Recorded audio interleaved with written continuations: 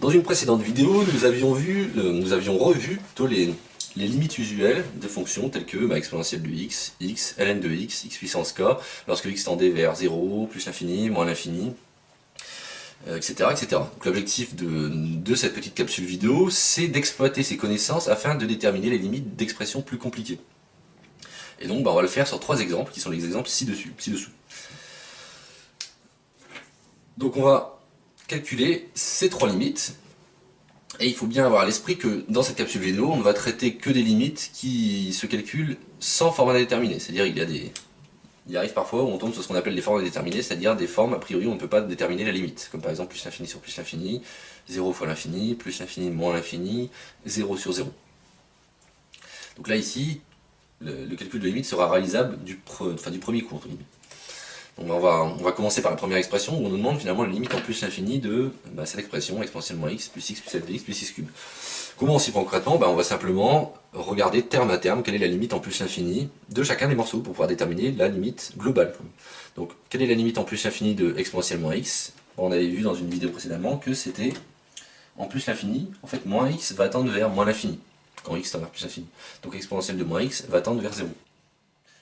En plus l'infini, x va, comme il tend vers plus l'infini, on tend vers plus l'infini. Le ln de x en plus l'infini tend vers plus l'infini. Et enfin x cube en plus l'infini tend vers plus l'infini.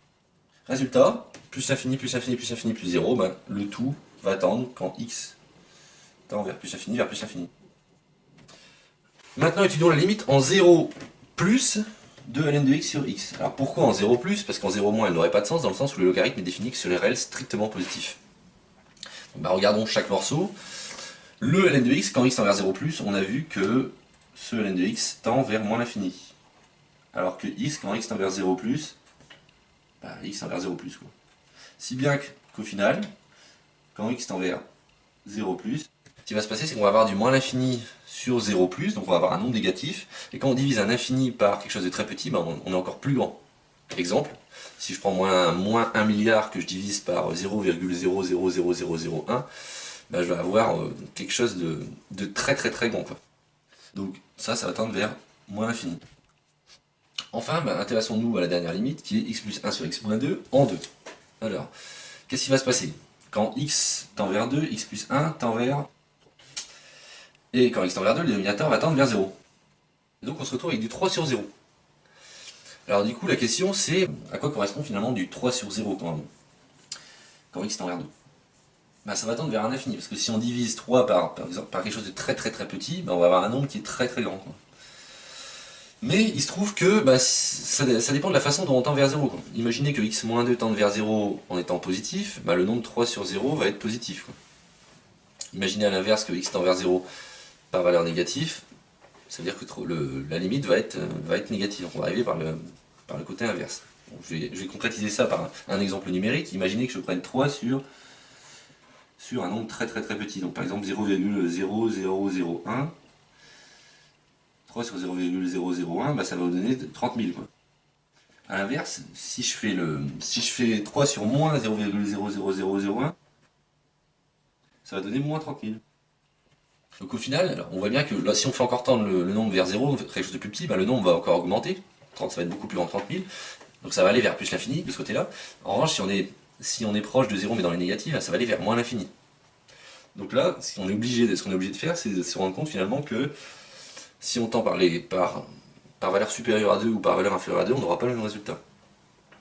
Donc cette limite, quand x tend vers 2 plus, c'est-à-dire que x est plus grand que 2, si x tend vers 2 en étant plus grand que 2, on voit que on va tendre vers plus l'infini.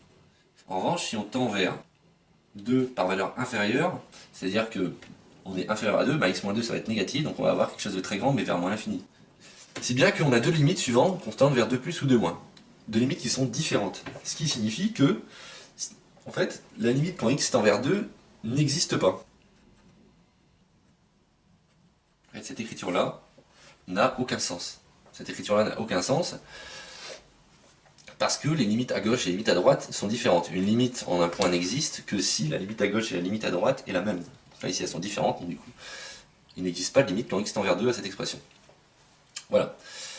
Et donc là, on a achevé la vidéo sur le calcul d'une limite sans forme indéterminée. Nous verrons dans des prochaines vidéos comment s'y prendre lorsqu'on a justement des indéterminations des choses du style plus l'infini moins l'infini, plus l'infini sur plus l'infini, 0 sur 0, etc., etc.